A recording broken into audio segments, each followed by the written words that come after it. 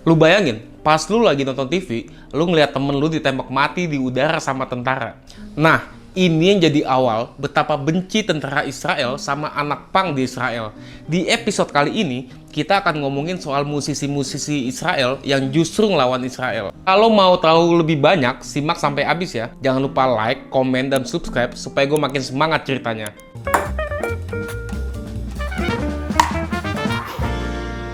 Jadi, pas umur 18 tahun, anak-anak muda di Israel dipaksa ikut wajib militer. Tapi, ada anak-anak muda di Israel yang membangkang dari kewajiban itu dan lebih pilih buat ngelawan Israel.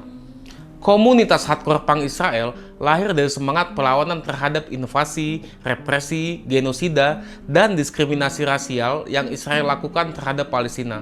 Israel ngejajah Palestina itu kan udah berlangsung secara sistematik dan lama banget ya.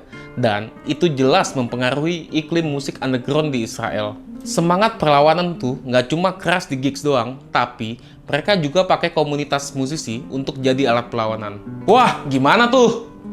Kalau di Amerika kan ada yang disebut dengan Positive Force. Di Belanda ada kolektif hardcore punk komunis namanya Red Rock Collective. Nah, di komunitas hardcore punk di Israel, anak-anak muda ini bikin Anarchists Against the Wall atau disingkat dengan AATW. Kolektif AATW terbentuk pada Desember 2003. Mereka juga dikenal dengan nama Anarchists Against Fences atau Jews Against Ghettos. Momen pembentukan AATW lahir dari aksi demonstrasi di sekitar pemukiman Masha. Saat itu, pasukan IDF menembak Gil Naamati, seorang paratrooper dari AATW. Gilanya, momen penembakan itu direkam dan disiarkan secara nasional di Israel. Siaran itulah yang kemudian jadi awal AATW dan anak-anak punk di Israel jadi dibenci banget sama IDF dan publik yang pro-rezim Israel. Kiprah AATW dan juga jejaring di komunitas hardcore punk Israel tak bisa lepas dari band-band semisal Neke Nadza, Dear Yassin, Urban Skate Fanatic, serta Useless ID. Band-band itu merupakan inisiator bagaimana AATW awalnya terbentuk. Dalam Rock in a Hard Place, Music and Mayhem in the Middle East, terbitan Z Books tahun 2017, kritikus musik Orlando Crowcroft memetakan dampak musik pada remaja yang tumbuh di kibbutz.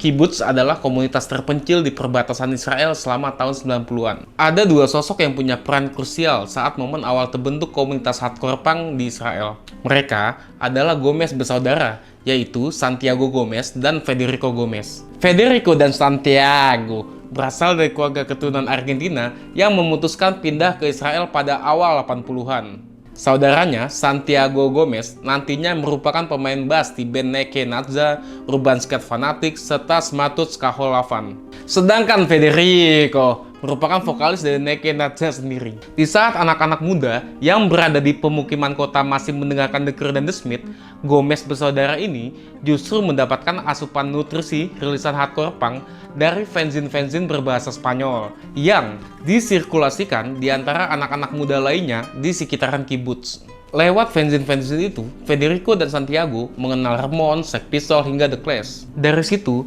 kemudian Federico dan Santiago mempunyai ide untuk menggagas sebuah newsletter untuk dikirimkan kepada kawan-kawan mereka berdua di berbagai negara. Federico dan Santiago menulis mulai dari kondisi sosiokultural di Israel, ketegangan politik antara Israel-Palestina yang berimbas pada banyak lini, hingga berbagai bentuk penindasan yang dilakukan oleh pasukan IDF kepada masyarakat Palestina. Bahkan, laporan setara mata dari Secret Kicks hingga persilis band hardcore punk di Israel yang baru merilis album pun tak luput mereka tuliskan. Para pelaku komunitas hardcore di AATW kerap menggelar gigs di akhir pekan, hingga memproduksi dan bertukar fanzine tentang rilisan dari band-band hardcore punk Israel. Bahkan, kabar dari garda depan seakan menolak mati di hadapan meriam tentara IDF, mereka yang tergabung di kolektif AATW pun kian hari kian berlipat ganda. Dalam skalanya yang paling luas, pada beberapa aksi di tepi barat, mereka bergabung dengan Intifada. Solidaritas dari komunitas hardcore punk di belahan dunia lain kian masif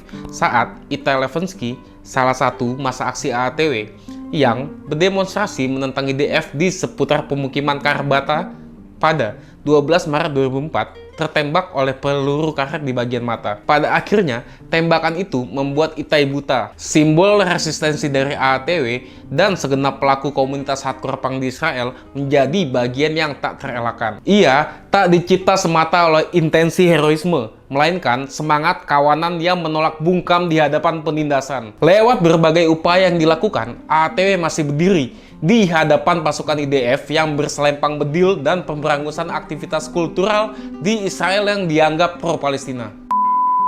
Makasih nih buat Blux yang ngebolehin gua numpang di sini.